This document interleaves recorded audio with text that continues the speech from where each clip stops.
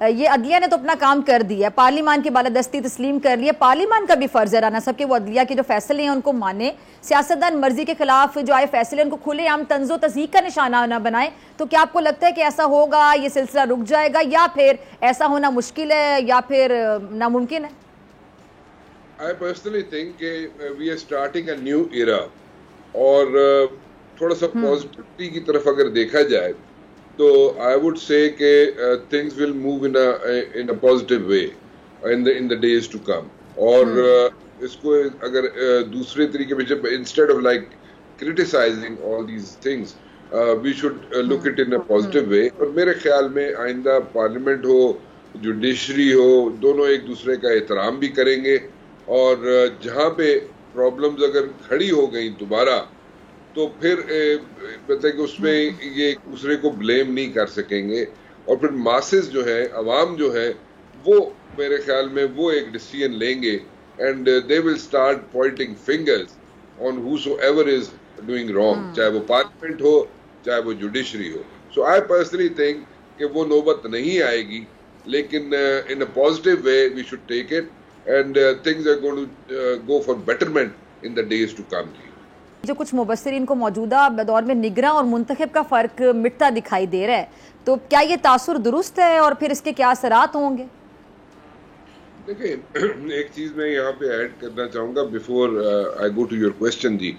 देखिए, बेसिकली अगर हम बात करें ना मियाँ मोहम्मद नवाज शरीफ साहब के आने की, तो मियाँ मोहम्मद नवाज शरीफ साहब के आने के बाद जो लीगल हिचेस हैं उनको कितने अरसे में टेक केयर कर लिया जाएगा, that is important, I personally think. और उसको मद्देनजर रखते हुए, उस टाइम फ्रेम को मद्देनजर रखते हुए कि उनको 4 दिन में रिलीफ मिल जाएगा, 10 दिन में मिल जाएगा, महीने में मिलेगा, 4 महीने में मिलेगा, उसको माइंड में रखते हुए, उसको जहन में रखते हुए, और how things move in the legal process, उसको माइंड में रखते हुए I personally think election commission जो है फिर स्केड्यूल देगा इलेक्शंस का। अगर देखें, और उसमें एक चीज ये भी हो सकती है कि उनको एक रिलीफ मिल सकता है उनको, और वो रिलीफ मियां नवाज शरीफ साहब को ये मिल सकता है कि जो कोई होम मिनिस्टर पंजाब का भी दे सकता है, ठीक है, और फेडरल गवर्नमेंट की रिक्वेस्ट पे या व्हाटएवर जो भी उसका मॉडस ऑपरेंडी है, एक होम मिनिस्टर पंजाब दे सकता है उनको जनाब रिलीफ के, जनाब जहाँ पे वो रायविंड में रह रहे हैं उसको वहाँ पे उनको डिटेन किया जाए, वो उसको सब जेल करार दे दिया जाए। एक तो ये हो सकता है। दूसरा ये हो सकता है कि अगर उनके जो रिलीफ मिलेगा केसेस में, और कितनी देर में मिल सकता है, क्योंकि वो तो सारा रिलीफ मिलना उनको इस्लामाबाद के हाई कोर्ट से, जहाँ से उनको सजा हुई थी, और वहीं से रिलीफ मिल सकता है।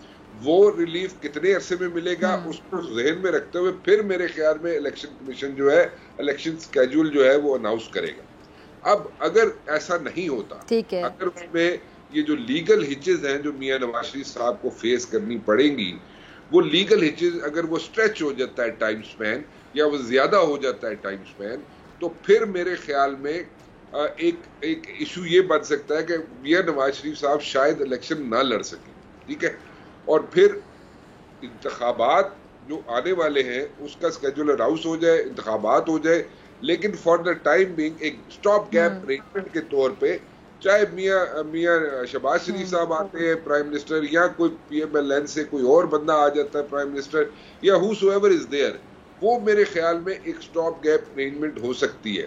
और उसके बाद वंस मियां नवाज शरीफ साहब is done and over with all the cases, then he can be the prime minister.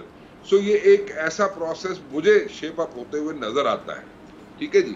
अब इसको क्योंकि अनडू करने के लिए जो चीजें लीगल हिचेस हैं उनको अनडू करने के लिए 2/3 मेजॉरिटी चाहिए। अब 2/3 मेजॉरिटी किसके पास होगी, कैसे होगी, दैट्स ऑल्सो वेरी ट्रिकी। मेरा नहीं ख्याल कि किसी को 2/3 मेजॉरिटी मिल सकेगी, क्योंकि वो बहुत एक मुश्किल काम है।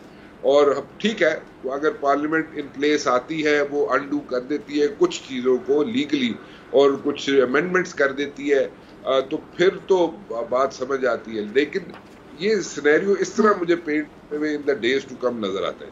राना मुबशिर साहब, ये तो अभी से नज़ीर लगारी साहब जैसे सीनियर तजियाकारों ने कह दिया कि शफाफियत पर तो सवाल या निशान लगेंगे और यकीनी तौर पे जीतने वाले के अलावा कोई भी इंतखाबात की शफाफियत को एक्सेप्ट नहीं करेगा। आप भी कैसे सोचते हैं?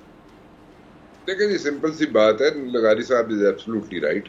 और ये कभी भी ऐसा नहीं हुआ कि जनाब जो हार जाए वो कहे जी हाँ ठीक है, वो एक्सेप्ट कर ले अपनी हार को, वो कहे जी हाँ जी ठीक है मैं हार अपनी मानता हूँ। नहीं, ऐसे नहीं होता। एंड ही इज राइट, लगारी साहब बिल्कुल ठीक कह रहे हैं। ये शोर बचता रहेगा और ये इशू बनते रहेंगे और इसी तरह चलता रहेगा। और उसके बाद जनाब आप ये भी देखेंगे कि जिन लोगों पे क्वेश्चन मार्क्स होंगे जिनके इलेक्शंस में, वो जाके बैठे भी रहेंगे, वो असेंबलियों में भी चले जाएंगे और उनके फैसले जाके जनाब 4-5 साल बाद होंगे जब असेंबली का टेन्योर खत्म होने वाला होगा। ये नॉर्मल रूटीन है और ये इससे मुझे नहीं नजर आता कि इसमें कोई चेंज आ सकेगी। जहां तक बात थी जो मैं कह रहा था कि जो इश्यूज हैं, लीगल इश्यूज हैं मियां मोहम्मद नवाज शरीफ साहब के, जो मैंने आपसे अभी गुजारिश की, वो लीगल इश्यूज जो है जब तक अनडू नहीं हो सकते, मियां नवाज शरीफ साहब उस वक्त तक इलेक्शन नहीं लड़ सकेंगे जब तक 2/3 मेजोरिटी के साथ लीगल हिचेस या लीगल जो लेकूनाज हैं जो उनकी फेवर में जाते हों, वो असेंबली जब तक उसमें अमेंडमेंट नहीं करेंगे। और इस चीज से लगारी साहब भी एग्री कर रहे हैं। सो ये एक इशू है और इसको मैं माइंड में रख के मैंने ये सारा सिनेरियो पेंट किया था कि जनाब इसको जहन में रखा जाएगा कि उसमें वक्त कितना लगेगा।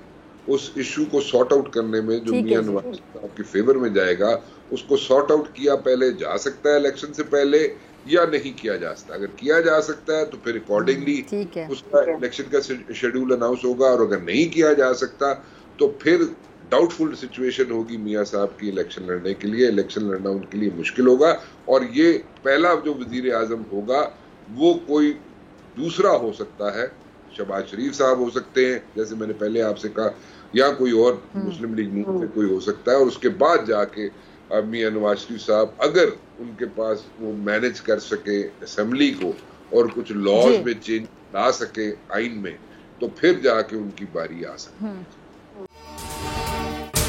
अगर आपको ये वीडियो पसंद आई तो सब्सक्राइब करें और बेल आइकन पर क्लिक करें।